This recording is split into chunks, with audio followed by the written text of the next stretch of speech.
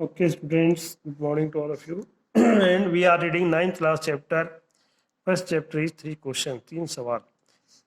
इस चैप्टर में क्या बताया गया है? It once occurred to a certain king, कि कोई राजा था, that if he always knew the right time to begin everything, वो चाहता था कि जो कार्य है वो सही समय पर कब हो. If he knew who were the right people, कि कौन वो सही लोग हों जिनकी वो बात सुने और किन को अनदेखा करे. एंड अबव ऑल, कुल मिलाकर के, इफ़ ही ऑलवेज न्यू, अगर उसे ये पता चल जाए, what was the most important thing to do, कि कौन सा सर्वश्रेष्ठ कार्य है करने के लिए.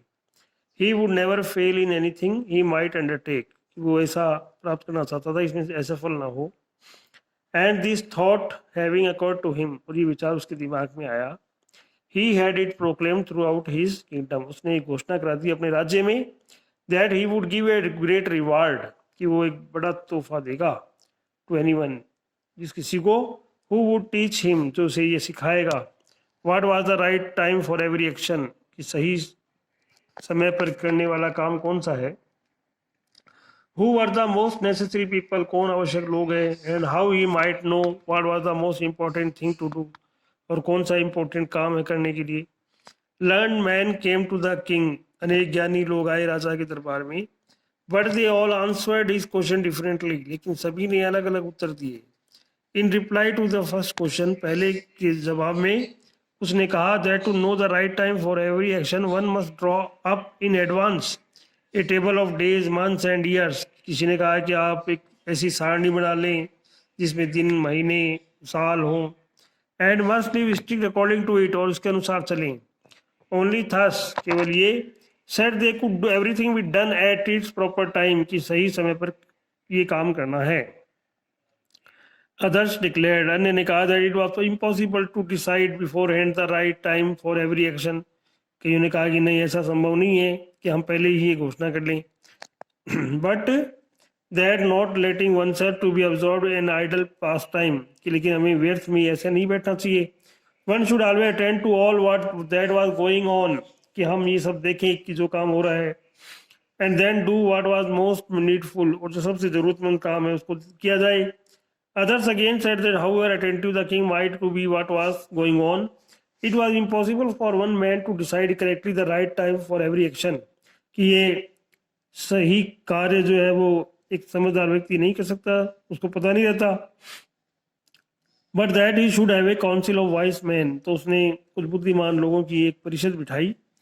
who would help him to fix the proper time for everything, जो उसके लिए प्रॉपर टाइम फिक्स करेगी. बट देन अगेन अदर्स, जो अन्य लोग आए, said there were something which could not wait to be laid before a council, कुछ बातें ऐसी थी जो परिषद के सामने नहीं रखी जा सकती थी. But about which one had at once to decide whether to undertake them और नॉट, कि कौन से काम करने हैं कौन से नहीं करने. But in order to decide that, लेकिन इसके अलावा, one must know beforehand, कि हम सबको ये समझना चाहिए, what was going to happen, कि आगे क्या हो रहा है.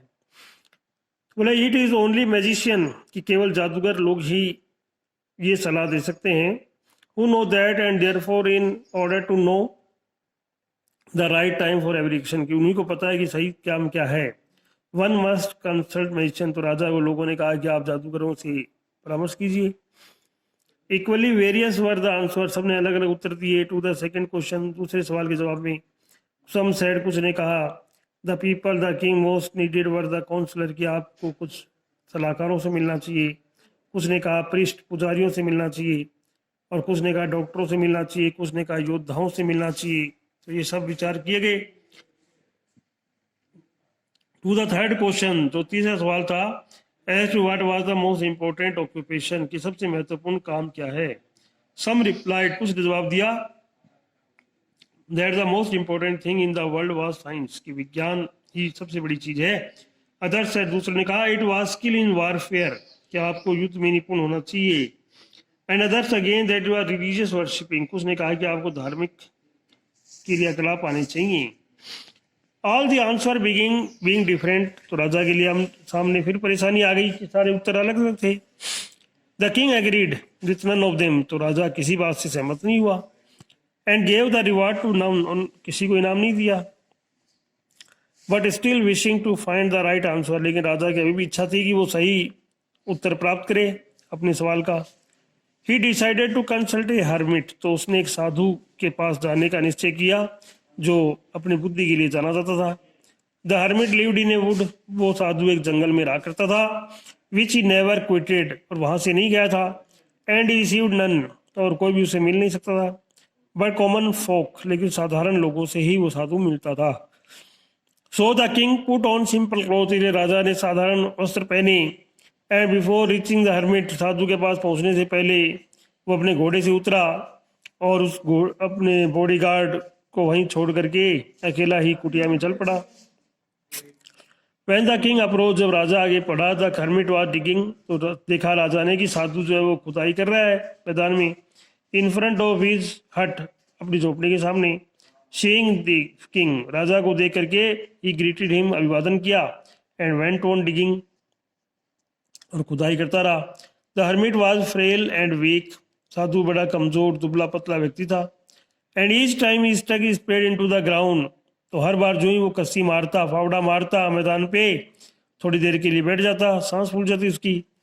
The king went up to him, राजा उसके पास गया और बोला, I have come to you, मैं आपके पास आया हूँ बुद्धिमान साधु, to ask you to answer 3 question, क्या आपसे 3 सवालों के उत्तर जानना चाहता हूँ। How can I learn to do the right thing at the right time, कि मुझे सही काम कब करना चाहिए। Who are the people most needed, कौन लोग हैं जो सबसे ज्यादा जरूरतमंद हैं।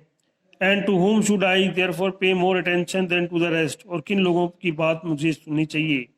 And what affairs are the most important, कौन से काम महत्वपूर्ण है। And need my first attention, जिनको मैं देखूं। The hermit listen to the king, राजा ने साधु ने राजा की बात को सुना, बट आंसर नथिंग, कोई उत्तर नहीं दिया। He just pat on his hand and quickens digging, वो अपना काम में लगा रहा। You are tired said the king, राजा ने कहा आप थक गए हैं। Let me take the spade, ये फावड़ा मुझे दे दीजिए। And work a while for you, और अब मैं आपके लिए थोड़ा काम करता हूँ। थैंक्स सेड द हर्मिट, साधु ने कहा ठीक है। And giving the spade to the king, और राजा ने वो फावड़ा ले लिया। He sat down on the ground, साधु बैठ गया। When he had dug 2 beds, जब उसने 2 क्यारियां खोद दी, द किंग स्टॉप, राजा रुका। एंड रिपीटेड हिज क्वेश्चन, उसने अपना प्रश्न दोहराया। The hermit again gave no answer, तो साधु ने कोई उत्तर नहीं दिया। बट रोज, खड़ा हुआ साधु। Stretch out his hand for the spade, अपने हाथ आगे बढ़ाए फावड़ा लेने के लिए, और बोला नाउ रेस्ट ए वाइल, कि अब आप थोड़ा आराम कीजिए। And let me work a bit, और मुझे थोड़ा काम करने दीजिए। But the king did not give him the spade, तो राजा ने उसे फावड़ा नहीं दिया। एंड कंटिन्यू टू डिग, राजा स्वयं खोता रहा। 1 आवर पास, 1 घंटा बीत गया। एंड अनदर, दूसरा बीत गया। The sun began to sink behind the trees, जो सूर्य था वो अस्त हो रहा था पेड़ों के पीछे से। And the king at last tuck the spade into the ground and said, last में राजा ने वो फावड़ा जमीन पे दे मारा और बोला, I came to you wise man, ये बुद्धिमान व्यक्ति, मैं आपके पास आया हूँ उत्तर जानने के लिए मेरे प्रश्नों का। If you can give me none, कि अगर आप मुझे जवाब नहीं देते हैं तो मुझे कह दीजिए, मैं लौट जाऊंगा। Here comes someone running said the hermit, let us see who it was, इतने में साधु देखता है कोई दौड़ता हुआ व्यक्ति आ रहा है, चलो देखते हैं। द किंग टर्न्स राउंड, राजा भी मुड़ता है और देखता है दाढ़ी वाला व्यक्ति, bearded man coming running out of the wood, जंगल की ओर से आ रहा है। The man held his hands pressed against the stomach, वो दौड़ता हुआ आदमी जो आया उसने अपने पेट को दबा रखा हाथों से। And blood was flowing from under them, और रक्त बह रहा था उसके पेट से। When he reached the king, राजा के पास पहुंचा, वो बेहोश होकर नीचे गिर पड़ा, करहा रहा था। The king and the hermit unfastened the man's clothing, तो राजा और साधु ने उसके कपड़ों को अलग किया। There was a large wound in his stomach, उसके पेट में गहरा घाव लगा था। द किंग वास्ड इट, राजा ने उसको घाव को धोया जितना वो कर सकता था। एंड बैंडेज इट, उस पर पट्टी बांध दी। And with a towel the hermit had, जो तो तौलिया था उस साधु के पास, तो उससे उसने लगा दिया उसके घाव पर। But the blood would not stop, लेकिन वो खून रुका नहीं, फ्लोइंग बह रहा था। And the king again and again remove the bandage, बार बार राजा पट्टी बदल रहा था और पानी में निचोड़ रहा था। तो इस प्रकार से पूरी रात वो ऐसे ही करता रहा। The man revived and asked for something to drink, तो उस आदमी ने पीने के लिए कुछ मांगा, तो राजा ने उसे पानी दिया, फ्रेश वाटर दिया, and gave it to him. Meanwhile the sun had set, इतने में सूर्य अस्त हो गया, and it had become cool, तो रात्रि बड़ी ठंडी थी। So the king with the hermit, ये राजा उस साधु के पास गया और उसको झोपड़ी के अंदर ले गया, दोनों मिल के laid him on the bed, और उसे बेड पे लिटा दिया। Lying on the bed, bed पे लेटे हुए, the man closed his eyes, आदमी ने अपनी आंखें बंद की, and was quiet also, but the king was so tired, तो राजा जो है वो थक चुका था। एंड विद द वर्क, काम करके ही हैड डन, उसने इस प्रकार उसकी बड़ी मदद की और वो सो गया, वो घायल व्यक्ति भी। तो देखता क्या है कि सुबह जब वो उठा, when he woke in the morning, सुबह जो उठा तो it was long before he could remember, तो उसने पहचान गया ही हुआ कि कौन था वो। तो वही विचित्र आदमी था, दाढ़ी वाला व्यक्ति था जो बेड पे लेटा था और राजा की ओर देख रहा था। बोला मुझे माफ कर दीजिए, forgive me, said the bearded man, दाढ़ी वाले आदमी ने कहा कमजोर आवाज में। जब उसने को देखा कि राजा जो है वो उसको पहचान नहीं रहा, तो राजा ने कहा I do not know you, कि मैं तुम्हें नहीं जानता, and have nothing to forgive you for, बोला क्यों माफ करूं भाई। सेड द किंग, राजा ने कहा यू डू नॉट नो मी, तो उस दाढ़ी वाले आदमी ने कहा कि तुम मुझे नहीं जानते लेकिन मैं आपको जानता हूँ। I am the enemy of your, मैं आपका शत्रु हूँ। Who swore to revenge myself on you, कि मैं तो आपसे बदला लेना चाहता था। Because you executed my brother and seized property, क्या आपने मेरे भाई को देश निकाला दे दिया और उसकी संपत्ति जब्त कर ली। I knew you had gone alone to see the hermit, मुझे पता चला कि आप साधु के पास आए हैं। And I resolve to kill you on your way back, और मैं आपको, जब आप लौट कर जाते तो मैं आपको मार देता रास्ते में। But the day pass and you did not return, लेकिन एक दिन बीत गया, आप कुटिया से गई नहीं, यहीं रहे। So I came out of my ambush to find you, इसलिए मैं अपनी हथियार लेकर के आपको तलाश में चल पड़ा। And I came upon your body guard, और आप, मेरा सामना आपके अंगरक्षक से हुआ। एंड दे रिकॉग्नाइज मी, और उन्होंने मुझे पहचान लिया।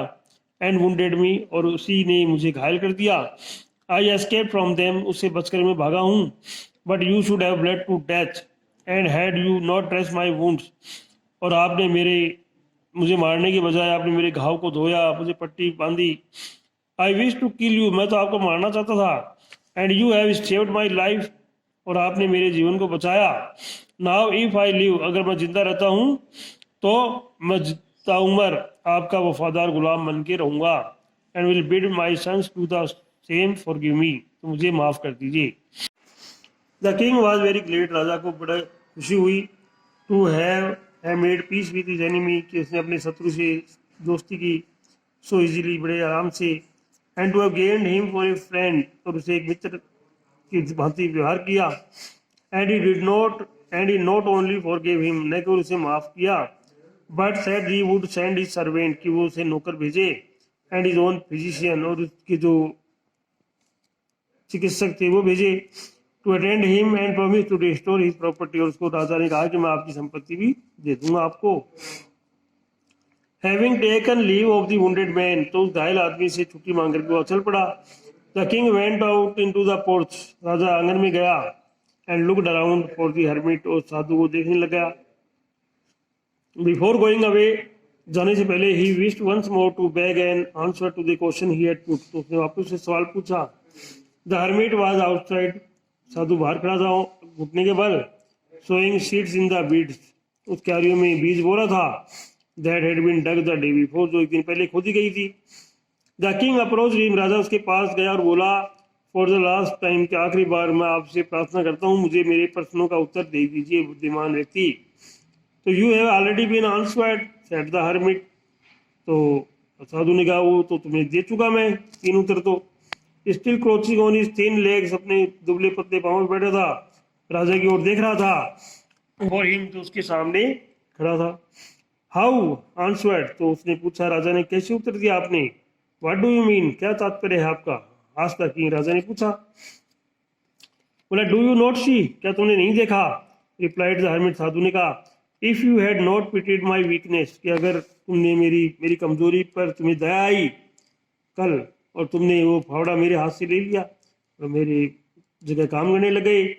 But had gone your way that man would have attacked you, और यहाँ से तुम अगर मेरी मदद नहीं करते तो लौट जाते कल के कल ही, तो रास्ते में तुम्हारी मृत्यु हो जाती, या आदमी तुम्हें मार देता। Attacked you and you would have repented for not having stayed with me, और बाद में पछताते कि मैं तो शब्द के पास रुक जाता तो बढ़िया होता। So the most important time was when you were digging the beds, कि सबसे इम्पोर्टेंट टाइम ये था कि जब तुम खुदाई खोदी लगा रहे थे क्यारी में।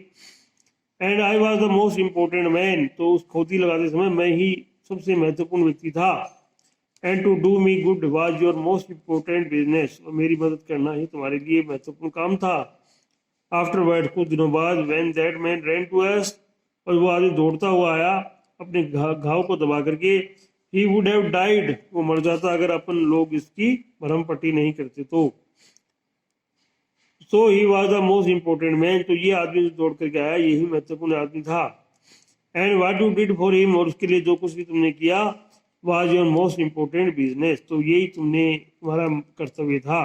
तो याद रखो, there is only one time that is important, जीवन में समय एक बार आता है जो बड़ा महत्वपूर्ण है। Now it is the most important time, और ये तुम्हारे महत्वपूर्ण टाइम है, समय है। Because it is the only time when we have any power, जब हमारे पास कोई शक्ति हो तो वही समय हमारे लिए महत्वपूर्ण है। The most important man is he, कि सबसे महत्वपूर्ण आदमी वो है, विथ होम यू आर, जो जिसके साथ तुम होते हो। For no man knows whether, कोई आदमी नहीं जानता, would have dealings with anyone else, कि किसके साथ कैसे काम किया जाए। And the most important affair is, और सबसे महत्वपूर्ण काम ये है, to him good, because for that purpose alone was man sent into this life, इस प्रकार से उसका आदमी का जीवन बच गया। Okay, now student you have to do question answer yourself from the book with the help of the book. Okay, now B and C unit you have to do.